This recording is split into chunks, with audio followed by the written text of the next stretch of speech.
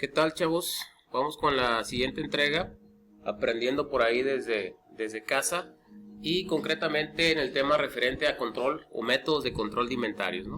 Y para ello, bueno, pues su servidor, el profesor Pachicano, en este video tutorial estaremos hablando específicamente de manera práctica, porque ya lo habíamos hecho en las entregas de los tutoriales anteriores, de manera teórica de lo que eran los métodos y la importancia de un buen control de inventarios. Entonces, como lo podemos apreciar, por ahí lo resalté con rojo, vamos a hablar de manera práctica de cómo hacer el tratamiento del método de PEPS. Siempre lo he mencionado, la teoría es base, es fundamental para todo en la vida, pero la práctica definitivamente es lo que nos va dando el grado de expertise. Y para ello vamos a recordar este caso que ya lo habíamos trabajado, de hecho ya hicieron una entrega por ahí en aula virtual referente al método de costo promedio, y si por ahí recuerdas, pues la verdad es que fue muy fácil, porque literalmente lo único que hicieron fue, como su método lo dice, un promedio. Entonces revolvimos el saldo, lo dividimos entre existencias y me dio un costo unitario de cada una. Nada del otro mundo. Es como sacar un promedio de calificación de un grupo. Bueno, sumamos la calificación de todos y literalmente la dividimos entre el mismo número de estudiantes. Pero ahora vámonos con el método PEPS. De manera, por definición, significa primeras entradas, primeras salidas. Ya lo habíamos mencionado. Características importantes de este método, pues para aquellas empresas que manejan una cantidad importante de diversos proveedores. Y cuando me refiero, chavos, de diversos proveedores, quede claro lo siguiente. Por ejemplo, mamá, te puedo asegurar que utiliza en la casa frecuentemente, casi siempre que va al mandado, por mencionar un artículo, café y se me ocurre aceite. Entonces, ¿qué es lo que pasa? Pues mamá tiene un precio promedio que tiene en la café, dependiendo la marca que tú uses y el tamaño en gramos también del frasco, ¿no? Y de igual manera con el aceite. Pero una vez que ya mamá ha elegido una marca, y le voy a poner nombre, utiliza la marca Capullo o Nutrioli, por mencionar algunas del mercado, de medio precio, ¿no? Entonces, ¿qué es lo que pasa? Si mamá de repente va a Merco y no lo encuentra, es un proveedor, ¿estás de acuerdo? Y muy probablemente lo va a encontrar el mismo producto en Aurrerá, y muy probablemente también lo va a encontrar a lo mejor en la Nogalera. Pero te puedo asegurar una cosa, va a ser el mismo producto y el precio no va a ser el mismo, ¿estás de acuerdo? A eso es cuando nos referimos a diferentes proveedores. Incluso puede ser un mismo insumo, pero con un diferente proveedor, pues lógicamente va a implicar un precio diferente. Aunque estoy hablando específicamente del control de aceite o específicamente del control del café en tu casa, porque cada uno de esos insumos que puede haber en la alacena de tu casa es un producto diferente.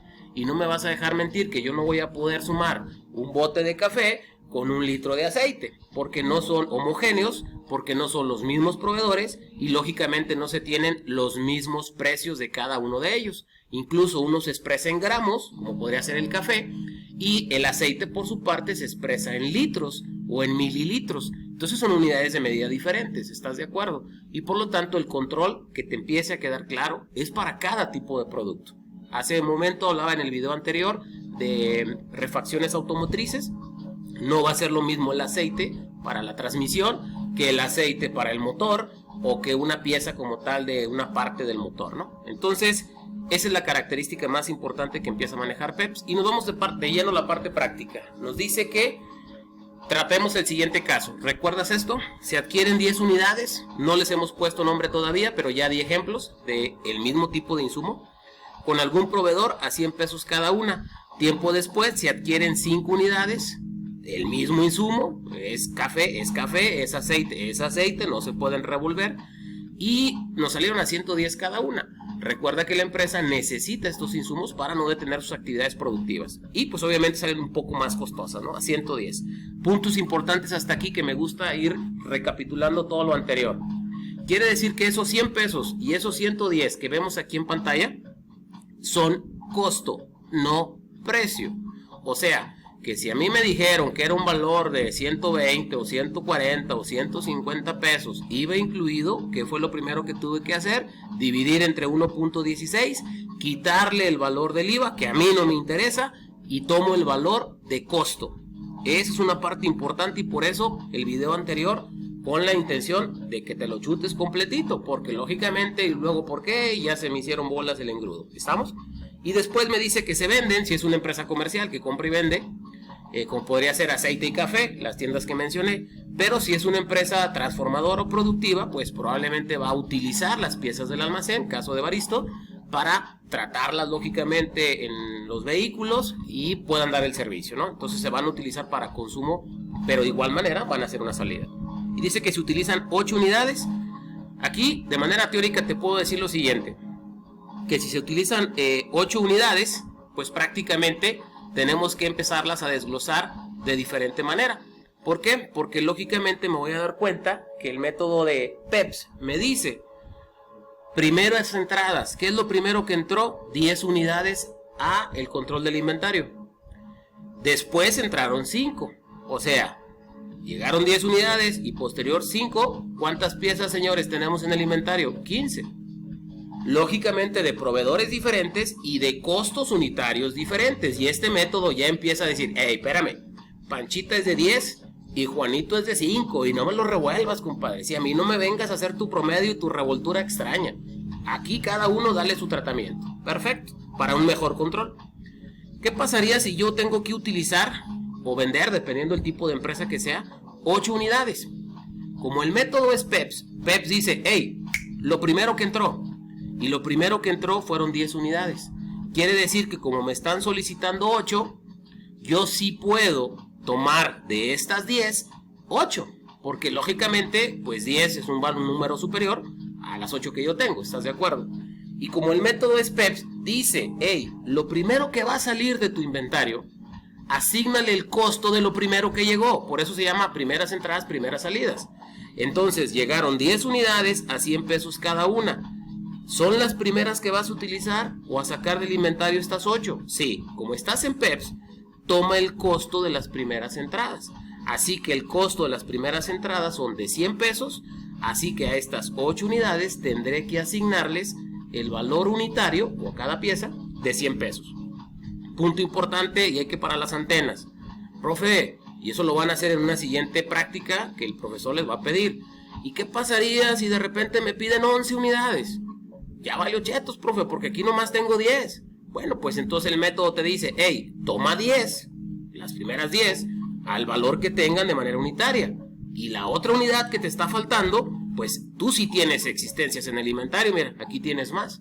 Entonces toma una unidad de aquí para completar las 11, las 10 de acá y una unidad de aquí.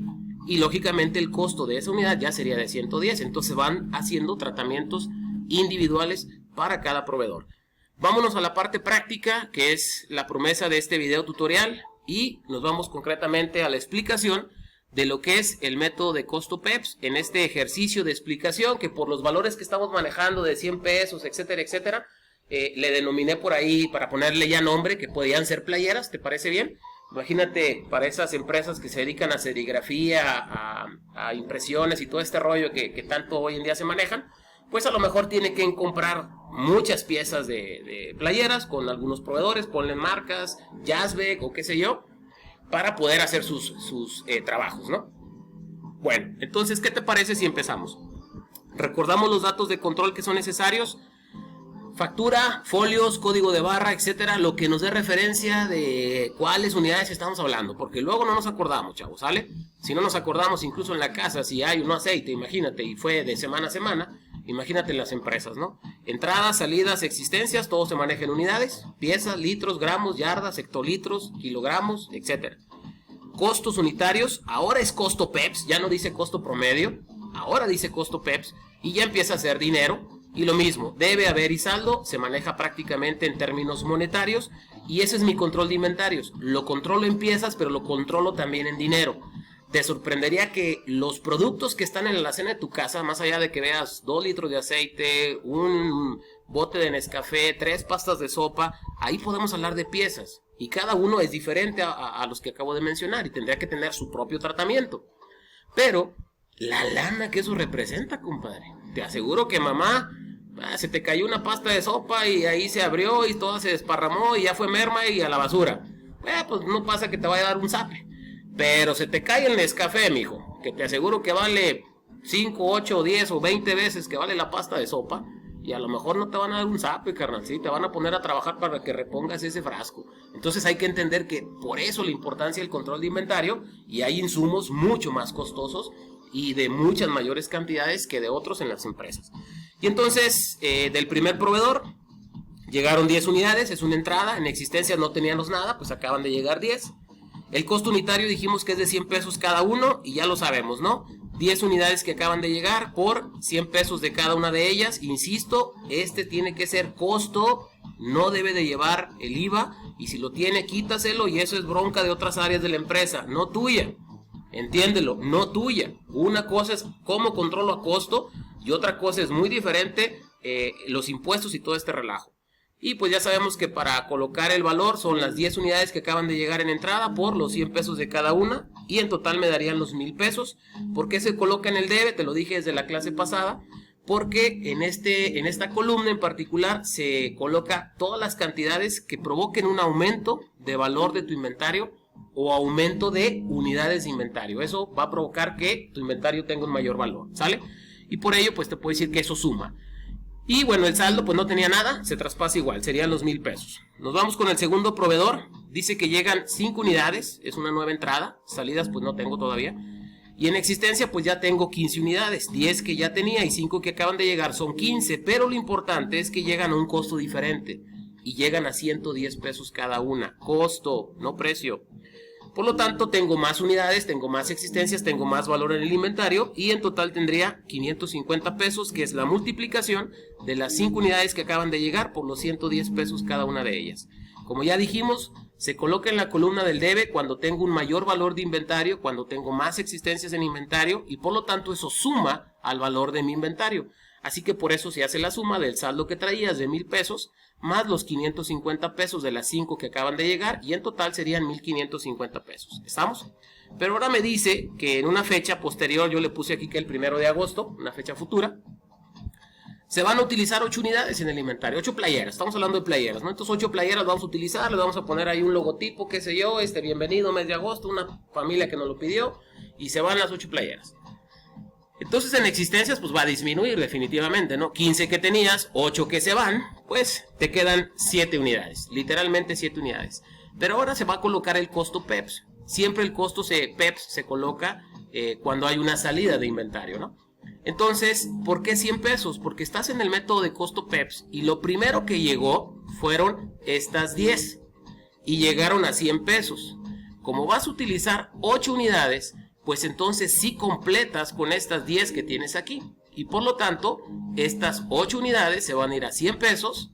Ya sé que cuando yo multiplique 8 unidades por 100 pesos cada una de ellas, en total me va a dar 800 pesos. ¿Por qué lo estoy colocando en el haber? Porque en el haber significa que disminuye el valor de tu inventario o tus unidades. Y yo creo que no hay que ser tan explícitos para decir que tenías 15... Ahora con estas que se van a ir te van a quedar 7, pues tu inventario está disminuyendo, definitivamente. Entonces cada vez que eso se provoca, pues las cantidades se colocan en el haber.